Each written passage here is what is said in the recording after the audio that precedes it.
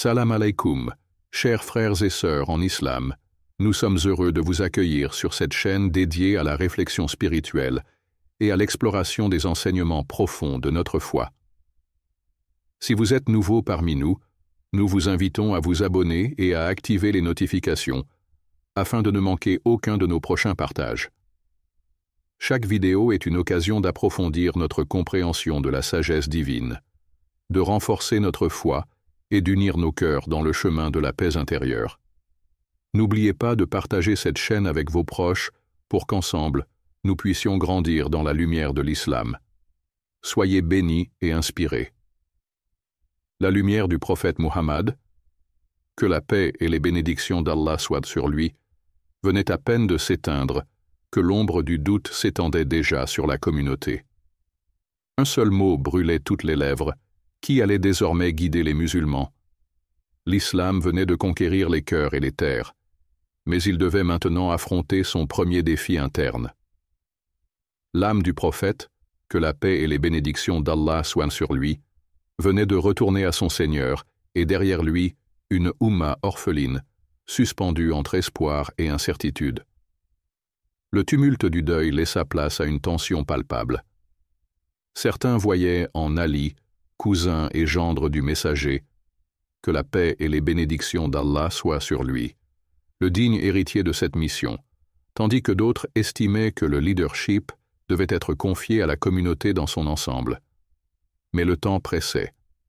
L'unité de l'islam reposait sur une décision immédiate. À Saqifa, un rassemblement eut lieu. Abu Bakr fut choisi par les compagnons les plus influents, un choix que beaucoup acceptèrent, mais qui laissa d'autres perplexes. Ali, absorbé par la douleur et les devoirs liés aux funérailles du prophète Saw, ne prit pas part aux discussions. Ainsi naquit la première fracture, non par l'ambition ou le pouvoir, mais par deux visions sincères du devenir de l'islam. D'un côté, la consultation, Shura, où le peuple devait choisir son guide. De l'autre, la conviction qu'Ali avait été désigné par le prophète lui-même. Ce fut le début d'un sentier qui, au fil des générations, allait se transformer en un gouffre. Le Coran nous rappelle avec sagesse: accrochez-vous fermement, tous ensemble, à la corde d'Allah et ne soyez pas divisés. Sourate Al-Imran 303. Mais l'épreuve de l'unité est l'une des plus difficiles à surmonter. Et dans ces premiers instants, l'histoire islamique basculait vers un avenir où la fraternité serait mise à l'épreuve, non plus face aux ennemis extérieurs, mais entre les siens. Le désert était brûlant, l'air chargé de poussière et de fatigue. La caravane avançait lentement sous le soleil écrasant. C'était le retour du dernier pèlerinage du prophète Muhammad, que la paix et les bénédictions d'Allah soient sur lui. Les cœurs étaient apaisés, mais l'avenir restait incertain. Puis, au milieu de ce voyage, il s'arrêta. À Ghadir Khoum, un lieu sans apparence particulière, il fit rassembler la foule. Un silence s'installa. Tous attendaient en ses paroles. C'est alors qu'il prit la main d'Ali et la leva devant les musulmans. Celui dont je suis le Maula, Ali, est aussi son Maula. Ô Allah, aime ceux qui l'aiment et sois l'ennemi de ceux qui lui sont hostiles. Des mots puissants, des mots qui allaient traverser les siècles et soulever les débats les plus enflammés. Mais que voulait dire le prophète, Saw? Parlait-il de succession ou simplement d'amour et de loyauté? L'instant était solennel, mais la réponse n'était pas aussi évidente qu'on pourrait le croire. Pour certains, c'était une déclaration claire, une désignation du futur dirigeant des musulmans. Pour d'autres, c'était un rappel d'affection, un avertissement contre l'injustice, une manière de laver Ali des critiques qui s'étaient élevées contre lui après une affaire de butin de guerre au Yémen. Le mot Maoula, si simple en apparence, portait en lui plusieurs significations: ami, allié, protecteur. Mais nulle part dans le langage courant, il ne signifiait calife ou successeur. S'il s'agissait d'une désignation politique, pourquoi le prophète Esaf n'avait-il pas utilisé un terme plus explicite? Pourquoi n'avait-il pas précisé clairement qu'Ali devait prendre sa place? Allah nous rappelle dans le Coran, « Si vous divergez en quoi que ce soit, ramenez-le à Allah et à son messager, si vous croyez en Allah et au jour dernier. » Sourate An-Nisa 4:59. Mais les hommes, eux, ont tendance à entendre ce qu'ils veulent entendre, à voir ce qu'ils désirent voir. Ghadir Khumm fut un moment fort, un moment d'amour et de respect envers Ali, mais il fut aussi un point de fracture. Un carrefour où deux chemins allaient peu à peu se séparer, chacun portant sa propre interprétation du même discours. La chambre était silencieuse, remplie d'émotions et de tensions. Le souffle du prophète, Sahabadwablu, était devenu plus court, plus faible. Ses jours étaient comptés, et avec eux, l'ère de la révélation touchait à sa fin. Ses compagnons se tenaient autour de lui, suspendus à chaque mouvement, à chaque mot. Puis, dans ce moment où le poids de l'histoire se faisait plus lourd que jamais, il demanda « Apportez-moi de quoi écrire, afin que je vous laisse un écrit après lequel vous ne vous égarerez jamais. » Un ordre clair, une volonté exprimée.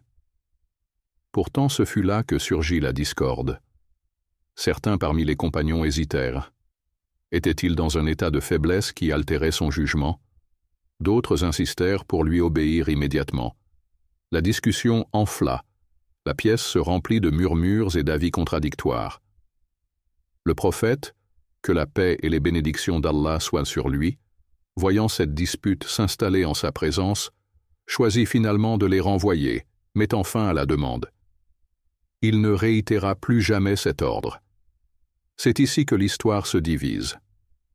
Pour les chiites, ce fut un moment où l'on empêcha délibérément l'inscription du nom d'Ali comme successeur légitime.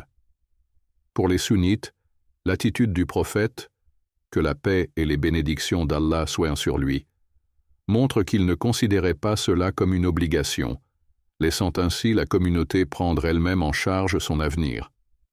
Le Coran dit « Et il ne prononce rien sous l'effet de la passion. Ce n'est rien d'autre qu'une révélation inspirée. » Sourate An-Najm 53, 3-4. Si Allah avait voulu que cette parole soit gravée dans l'histoire, aurait-elle pu être empêchée? Si cette écriture devait être un décret divin, aurait-elle pu être interrompue par une simple discussion humaine? Ainsi, ce moment non écrit devint l'une des pages les plus débattues de l'histoire islamique. Ce qui n'a pas été couché sur le papier a été gravé dans les esprits, donnant naissance à des interprétations qui, des siècles plus tard, continuent d'alimenter les débats et de creuser le fossé entre frères d'une même foi. L'ombre du prophète, Sahabadwablu, planait encore sur Médine. Et pourtant, un vent d'incertitude soufflait déjà sur la communauté. La douleur du deuil n'avait pas encore eu le temps de s'installer que la réalité frappa. L'islam, cette lumière qui avait uni les cœurs, risquait de s'effriter si personne ne prenait les rênes. Dans une pièce modeste, sous un toit de chaume, les Ansars s'étaient réunis à Saqifa. Les discussions étaient vives, les craintes palpables. Qui serait à la hauteur de cette responsabilité? La stabilité de l'islam dépendait d'une décision rapide. Il n'était plus question d'émotion, mais de survie. Oumar, conscient du danger d'un vide politique, prit la parole avec force. « Ô peuple, la communauté ne peut rester sans chef. » L'urgence du moment dictait la nécessité d'un choix immédiat. Il pointa alors Abou Bakr, ce compagnon de toujours, celui qui avait été aux côtés du prophète, que la paix et les bénédictions d'Allah soient sur lui, dans les heures les plus sombres, dans la caverne, dans l'exil, dans chaque bataille. Voici l'homme le plus digne. Suivez-le. Ainsi, Abou Bakr fut élu, un choix qui, pour certains, était une évidence, et pour d'autres, une déception. Ali, accablé par la perte de son bien-aimé cousin et beau-père, ne participa pas à ces discussions. Son silence, cependant, fut perçu différemment selon les regards. Pour les uns, il marquait une opposition. Pour les autres, il n'était que le reflet d'une douleur trop grande pour s'occuper des affaires du pouvoir. Allah nous exhorte à la patience et à l'unité. Et obéissez à Allah et à son messager, et ne vous disputez pas, sinon vous perdriez courage et votre force vous abandonnerait. Sourate Al-Anfal, 8:46. Mais le cœur des hommes est fragile face aux épreuves. Ce jour-là, un choix fut fait, un premier pas vers une organisation politique. Mais ce choix, au lieu d'éteindre les tensions, en sema de nouvelles. L'unité de la communauté tenait à un fil, et ce fil allait être mis à l'épreuve, non par les ennemis extérieurs, mais par les différences d'interprétation, d'attachement et de mémoire.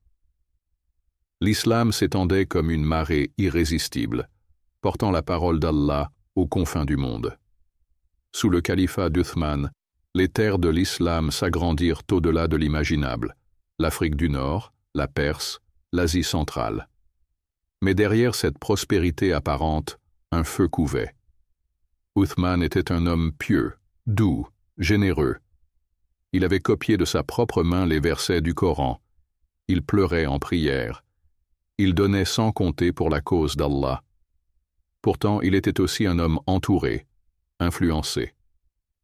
Ses proches, issus des Banu Umayya, accédaient au poste de pouvoir. Ses gouverneurs, accusés d'injustice, soulevaient la colère du peuple. La tension montait. Puis vinrent les voix de la révolte. À Médine, des groupes venus de Koufa, d'Égypte et de Bassora demandèrent justice. Ils réclamèrent le départ des gouverneurs qu'ils jugeaient corrompus. Uthman tenta d'apaiser, de comprendre, de réformer. Mais il était pris au piège. Piégé entre ses proches et son sens de la justice. Piégé entre les réformes et la pression des tribus. Piégé entre la loyauté et la colère du peuple. Un jour, la porte de sa maison se referma. Il ne lui restait plus que quelques fidèles, quelques compagnons restés à ses côtés. Assiégé, privé d'eau, insulté, menacé. Il aurait pu appeler aux armes, il aurait pu se défendre, mais il refusa. Il préféra mourir plutôt que de voir le sang musulman couler pour lui. Alors, un matin, alors qu'il lisait le Coran, ils entrèrent. Le sang se mêla à l'encre. L'assassinat d'Uthman venait de sceller l'avenir de la communauté. Plus rien ne serait comme avant. Le Coran nous rappelle « Et ne tuez pas l'âme qu'Allah a rendue sacrée, sauf en toute justice » Sourate Al-Isra 17:33. Mais ce jour-là, la justice avait laissé place à la vengeance, à la manipulation, à la confusion. Était-ce la faute de ses opposants, de ses partisans, d'un jeu politique qui le dépassait? Ce qui est certain, c'est qu'avec lui, un nouvel islam naissait. Un islam où les armes allaient désormais peser aussi lourd que les paroles, où le sang des musulmans allait couler non plus contre des ennemis extérieurs, mais entre eux. Le ciel de Médine était lourd, chargé d'incertitudes. Uthman était mort, et avec lui, l'équilibre fragile du califat. Dans la tourmente, un nom s'imposa, Ali. Celui que le prophète, Sa, avait tant aimé, celui dont la sagesse et la bravoure étaient incontestées. Pourtant, son accession au pouvoir ne fut pas un couronnement, mais le début d'une tempête. L'écho du sang versé n'avait pas fini de résonner que des voix s'élevèrent, réclamant justice. Aïcha, l'épouse du prophète, que la paix et les bénédictions d'Allah soient sur lui. Talha et Zubaïr, compagnons de la première heure, prirent la route vers Bassora. Ils ne contestaient pas Ali en tant que calife, mais exigeaient que les assassins d'Uthman soient jugés.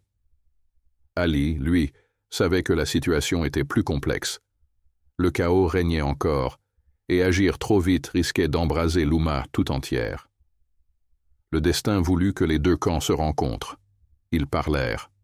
Ils négocièrent. La paix semblait possible. Mais il y avait des mains dans l'ombre, des cœurs qui ne désiraient pas l'unité. Dans la nuit, des coups de feu, des cris. Une attaque soudaine, incompréhensible. Chacun crut que l'autre avait trahi. L'épée fut dégainée, la bataille éclata. Sur le champ de bataille, Aïcha se trouvait sur un chameau. Ses partisans l'entouraient, défendant celle qui avait tant aimé le prophète, SAW. Mais Ali, voyant la situation, cria à ses hommes, « Ne lui faites aucun mal !» Ce n'était pas une guerre d'ennemis, mais une guerre de frères, de sœurs, de compagnons, qui un jour avaient prié ensemble derrière le messager d'Allah. Que la paix et les bénédictions d'Allah soient sur lui. À la fin, Ali l'emporta, mais il ne célébra pas. Son cœur était lourd, ses yeux remplis de tristesse. Il conduisit Aïcha en sécurité, la raccompagna avec tous les honneurs. Il savait que cette victoire n'en était pas une. Ce jour-là, l'unité de l'islam s'était brisée un peu plus. Le Coran nous met en garde. Et ne soyez pas comme ceux qui se sont divisés et se sont mis à disputer après que les preuves leur furent venues. Surat Al-Imran 305. Mais les épreuves étaient déjà écrites. Ce qui aurait dû être un simple appel à la justice devint un gouffre entre musulmans. Et dans ce gouffre, l'espoir d'un retour à l'unité semblait désormais bien loin. L'un des moments les plus cruciaux de l'histoire de l'islam fut le conflit entre le calife Ali et Muawiyah, gouverneur de Syrie. Ce qui semblait au départ être un simple différend de leadership se transforma en une guerre ouverte, mettant en lumière des tensions profondes au sein de la communauté musulmane. Muawiyah, frustré par la mort d'Uthman, l'ancien calife, et désireux de rendre justice à sa mémoire, refusa de reconnaître Ali comme calife tant que justice ne lui était pas rendue. Cette dispute politique et idéologique mena à la célèbre bataille de Siffin, un affrontement sanglant marqué par des manœuvres stratégiques et des combats intenses. Mais cette bataille ne se termina pas par une victoire décisive. Au contraire, un compromis a été proposé sous forme d'arbitrage, un choix qui, dans l'esprit de certains, visait à éviter un bain de sang supplémentaire. Cependant, cette tentative de médiation humaine provoqua de profondes divisions parmi les partisans d'Ali, notamment l'émergence des kharijites. Ils désapprouvaient fermement l'idée d'un arbitrage humain, estimant que seul Dieu pouvait juger. Leur réaction allait jusqu'à les pousser à prendre les armes contre Ali, l'accusant de faillir à son devoir divin. Cet épisode est fondamental dans l'histoire de l'islam, car il marque une fracture qui persistera longtemps entre les partisans d'Ali, les chiites, et ceux qui se rallieront à la dynastie omeyyade, les sunnites. Les sunnites voient l'arbitrage comme une tentative d'Ali de préserver l'unité de la communauté, même au prix de compromis difficiles. Pour les chiites, en revanche, cette division fut vue comme un acte de déviation, Muawiyah étant perçu comme un usurpateur, sa prise de pouvoir marquant le début de l'ère omeyyade, éloignée de la justice prônée par Ali. Comme le souligne le Coran dans la sourate Al-Hujurat, « Les croyants ne sont que des frères, alors réconciliez vos frères. » Sourate 49, verset 10. Cet appel à la réconciliation est un message clé dans cet épisode. Cependant, la complexité du contexte et les divergences d'opinion ont fait que cette réconciliation semblait parfois impossible à atteindre. Les actions d'Ali et de Muawiyah et l'arbitrage qui suivit continueront de façonner les lignes de fracture entre les deux grandes branches de l'islam.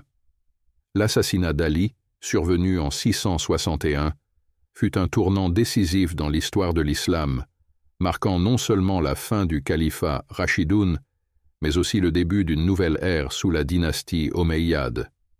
Ce moment tragique, survenu alors qu'Ali était en prière, incarna la profondeur de la division qui traversait la communauté musulmane.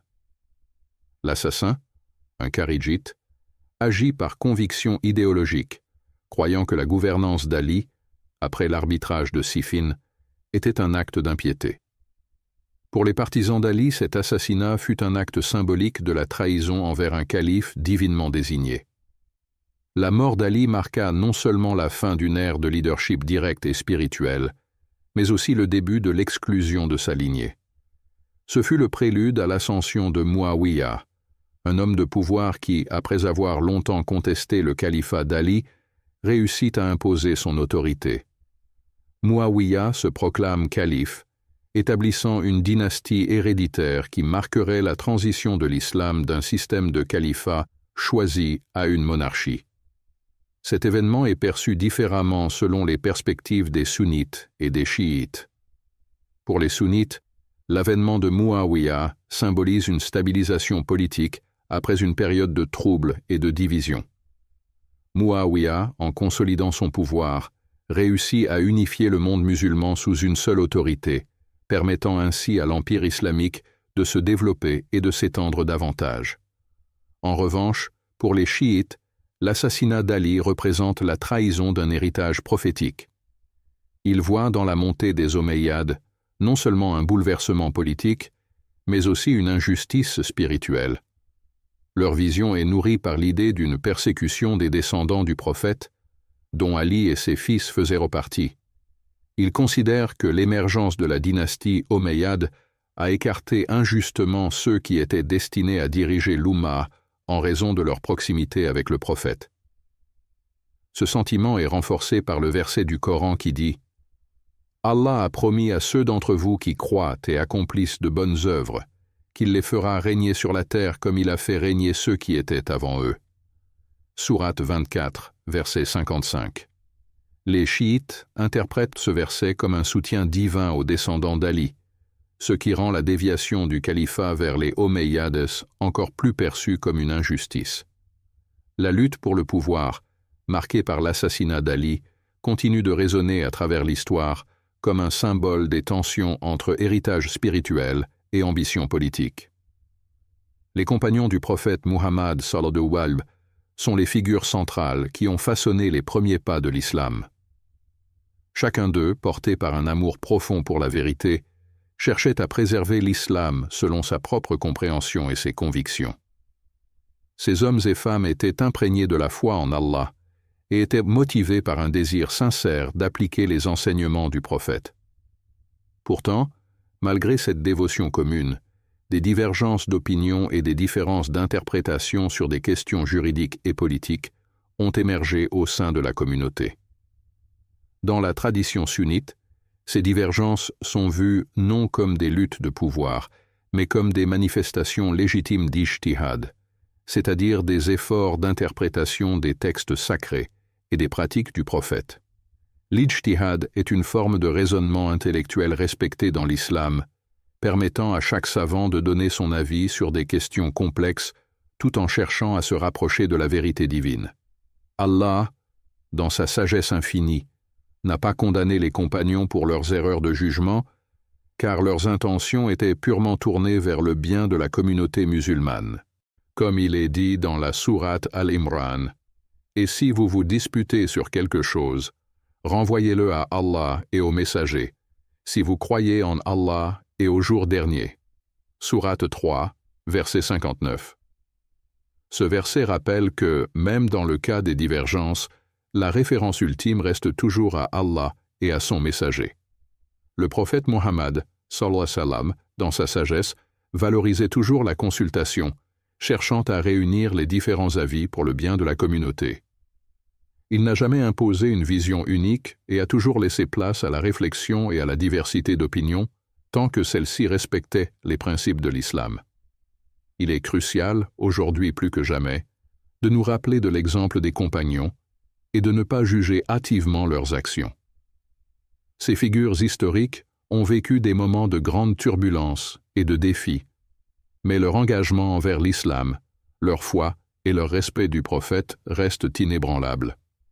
La division et la critique constante des figures historiques musulmanes ne font qu'affaiblir notre Ummah et raviver les plaies du passé.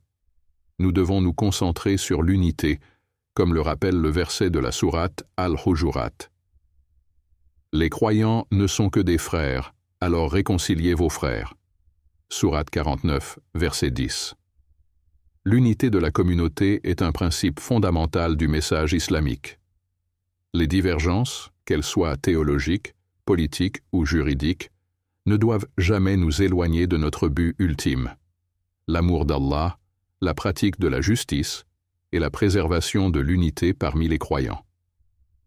Il est essentiel de se rappeler que chaque compagnon, dans ses actions et ses choix, à chercher à préserver l'intégrité de l'islam. Et nous devons faire de même en cultivant la paix et l'unité au sein de la communauté.